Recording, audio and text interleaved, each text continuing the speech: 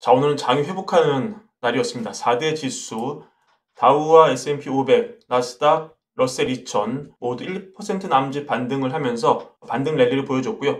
빅스 지수는 전일 대비 큰 폭으로 하락하면서 숫자가 20 밑으로 내려왔습니다. 가장 반등을 이끈 공시는 역시 뉴욕 시간 아침에 나온 PCE 지표라고 볼 수 있는데요. 사실 연방정부 임시 예산안이 하원에서 부결되면서 이게 매년 반복되는 이벤트에 불과합니다만은 여튼 정부 셧다운 위기가 이번에 나오면서 가뜩이나 불안한 증시가 장 초반에는 조금 밀리는 쪽으로 나왔는데요. 이 PC가 뉴욕 현지 시간 8시 반에 나오면서 PC가 예상보다는 좋았다. 이런 쪽으로 시장 해석이 되면서 상승 동력이 되었습니다. PC는 아주 좋은 정도는 아니었지만 헤드라인이 전월 대비 0.1% 상승, 전년 대비로는 2.4% 상승했고요. 코어는 전월 대비 0.1% 상승, 전년 동기 대비 2.8% 올랐는데 물론 이게 절대적으로 2%로 가는 그림은 아닙니다만 그래도 예상했던 것보다는 낮게 나왔다. 이런 쪽으로 시장이 해석을 해주면서 시장 반등 계기가 됐습니다. 하지만 절대 레벨로 봤을 때 헤드라인 기준 전년 동기 대비 2.3%의 상승은 지난 7월 이후에 4개월 만에 가장 높은 것이었습니다. 결국 코에 걸면 코걸이, 귀에 걸면 귀걸이 시계입니다.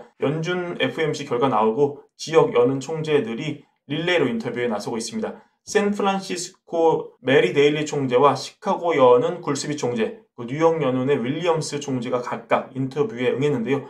우리가 지역 연은 총재들의 말 한마디 한마디를 다 주의 깊게 들을 필요까지는 없겠지만 그래도 정리를 해보자면 데일리는 비교적 파월 발언에 찬성하는 쪽이었습니다. 지금 금리 재조정 단계가 끝났기 때문에 앞으로 신중하게 접근을 하겠다. 결국 가장 중요한 것은 다음 정부가 어떻게 할지 그런 것에 대한 섣부른 예측보다는 결국은 데이터다. 데이터를 주로 본다. 그래서 우리는 지난 점도표, 즉 내년 2번 이하로 찍힌 점도표에 만족을 하면서 다만 연준이 데이터에 기반해야 하기 때문에 더 많이 혹은 더 적게 할 인하할 가능성도 열어놨다. 이런 비교적 원론적인 발언이었고요. 반면에 굴스비는 연준에서 가장 비둘기라고 볼 수 있는 그런 인물인데요. 지금 정책과 관련된 불확실성, 즉 내년 트럼프 행정부가 어떤 정책을 펼칠지 모른다는 불확실성, 그리고 중립금리와 인플레이션 경로를 정확하게 예측하기 어렵기 때문에 내년 기준금리가 좀 더 신중하게 내려갈 것 같다. 즉 굴스비조차 내년 금리 전망이 과거의 본인 견해에 비해서는 좀 보수적으로 바뀌었다. 이런 걸 확인할 수 있었고요.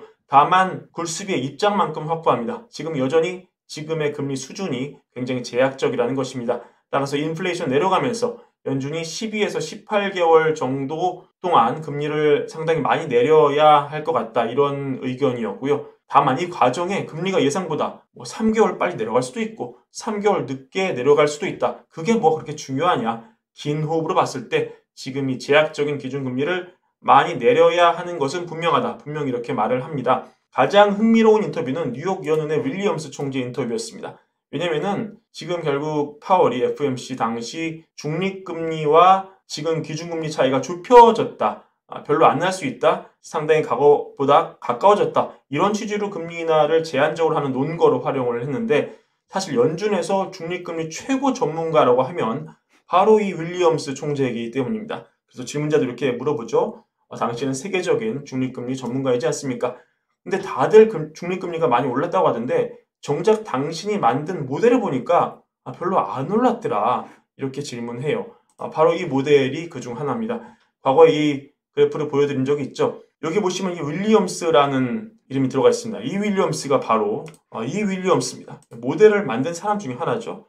홀스턴 라우바흐 윌리엄스가 공동으로 만들어서 HLW 모델 이게 미국의 중립금리를 예측하는 그런 모델인데 자, 알스타 중립금리를 보시면은 과거 대비 굉장히 낮은 수준이죠. 그렇죠? 오히려 옛날이 되게 높았고 이게 뚝 떨어지면서 팬데믹을 거치면서 많이 오르긴 했지만 최근엔 오히려 하락한 모습. 즉 최근 중립금리 레벨 수준은 과거 대비 굉장히 낮은 수준이라는 걸 확인할 수가 있습니다. 이건 왜 그러냐? 윌리엄 총재가 이렇게 말을 합니다. 이미 팬데믹 이전에 중립금리를 끌어내렸던 많은 요인들, 글로벌 생산성, 인구 통계학적 추세 이런 것들이 미친 효과가 여전히 지금 존재를 한다. 그래서 최근 들어서 중립금리가 좀 오르긴 했지만 내가 볼 때 실질금리 기준으로 미국의 지금 중립금리는 0.75% 정도라고 난 보고 있고 여기에 그래서 인플레를 이 정도 더하면 예를 들어서 지금 오늘 나온 PC가 2.4였죠? 이걸 그대로 더한다 치면은 계산을 같이 해보면 0.75 더하기 2.4 하면은 3.15다. 그래서 윌리엄스가 실제 말을 하기로 3 정도 지금 나는 중립금리가 명목으로 보고 있다. 이렇게 말을 합니다. 만약에 지금 인플레가 연준의 목표대로 2라고 치면은 이 명목 기준금리 어디다 갖다 놔야 되죠? 0.75 더하기 2하면 2.75, 즉 3% 밑으로 중립금리가 내려가는 게 맞다. 기준금리가 내려가는 게 맞다. 이게 윌리엄스의 이론적인 연구가 되겠습니다. 이게 기본적으로 이 중립금리 모델을 실제로 만든 최고 전문가 윌리엄스의 분석이고요. 다만 이 윌리엄스는 지금 미국의 생산성이 굉장히 좋아지고 있는데 이런 것들이 중립금리를 중장기적으로 약간 올릴 수 있는 변수는 될 수 있다. 하지만 기본적으로 지금 중립금리 수준을 감안하면 지금 중립금리가 기준금리보다 훨씬 위이기 때문에 기준금리는 당장은 아니라도 시간을 두고 훨씬 낮아져야 하는 게 맞는 것이고 지금 금리는 여전히 제약적이다. 이렇게 결론을 도출하고 있는 것입니다. 여러분 참고하시기를 바라겠습니다. 그리고 최근에 굉장히 재미있는 지표가 나와서 하나 가져와 봤는데 목요일에 나온 건데요. 현지 시간 기준으로 바로 이 컨퍼런스 보드가 내놓는 경기 선행지수 LEI입니다.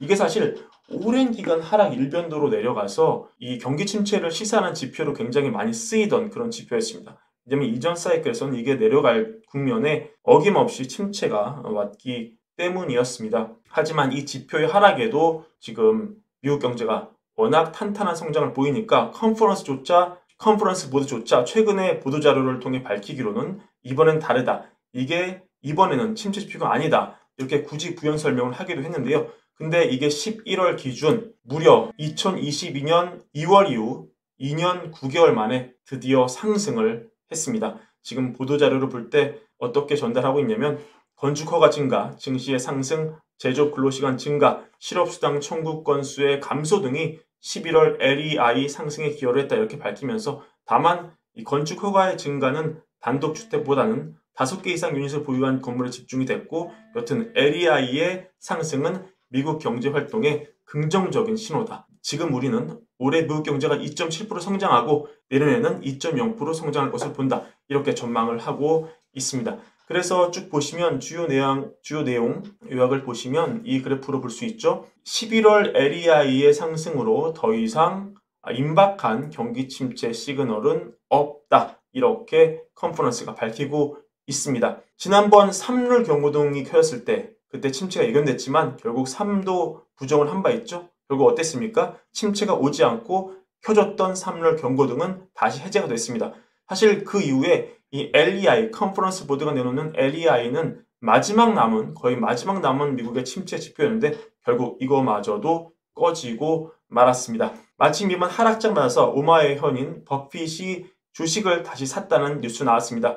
버크셔 해서웨이가 화수목 이렇게 옥시덴탈 주식 890만 주를 사들였다. 지분을 28% 이상으로 늘렸고 그와 더불어서 뭐 샀습니까? 지금 시리우스 XM과 베리사인도 추가로 샀다. 화수목에 같은 기간 샀다. 특히 옥시덴탈은 최근에 주가가 이달 들어서만 10% 넘게 하락했고 24년 납폭만 하더라도 24% 달했는데 이게 벅셔의 6번째 큰 지분이다. 시리우스 XM도 이달 들어서 23% 하락했는데 결국 물타기 들어갔다 이렇게 볼 수 있고요. 결국은 벅셔 해서웨이 추가 매입 소식 알려지면서 주가가 옥시덴탈 크게 올랐는데 과연 이 버핏이 지난 FOMC발 조정을 일시적인 하락이고 추가 매입 기회로 삼은 것인지 아니면은 이게 이 화요일부터 샀거든요. 그러니까 화수목 샀는데 화요일 매입하던 와중에 FOMC 여파로 수요일 많이 떨어지니까 계속 그냥 뚝심 있게 산 건지 아니면 뭐 이로 인해 더 산 건지 여튼 사기 시작한 거는 이 화수목이었으니까 FOMC발 낙폭이 나오기 전날부터였습니다. 이런 어떤 이 버핏의 속내는 확인이 불가능하지만 여튼 굉장히 호재로 시장이 받아들인 것만은 확실하고요. 그래서 버핏의 베팅대로 이 미국 증시 앞으로도 오르게 될지 이 시리우스 XM도 사실은 하락세로 굉장히 반전이 됐거든요. 버핏이 주식 샀다는 소식이 알려진 이후에. 근데 여튼 지금 밸류에이션상 미국 증시 역대 최고인 것만은 분명하기 때문에 이 버핏이 이번에 베팅 통해서 어떤 이런 밸류에이션 지나치게 높다는 이런 거에 대한 우려를 불식시키게 되는 건지 아니면은 이런 것들에 대한 부담으로 경제는 여전히 좋지만 지금 FOMC 때 나온 것처럼 조정장이 이렇게 이어지면서 좀 범피한 길로 가게 될지 향후 지표 면밀하게 살펴드리면서 저희 월가열북 함께 하겠습니다. 오늘 준비한 영상 이것으로 마무리하고요. 월가열북 구독과 좋아요 많은 사랑도 함께 부탁드립니다. 감사합니다.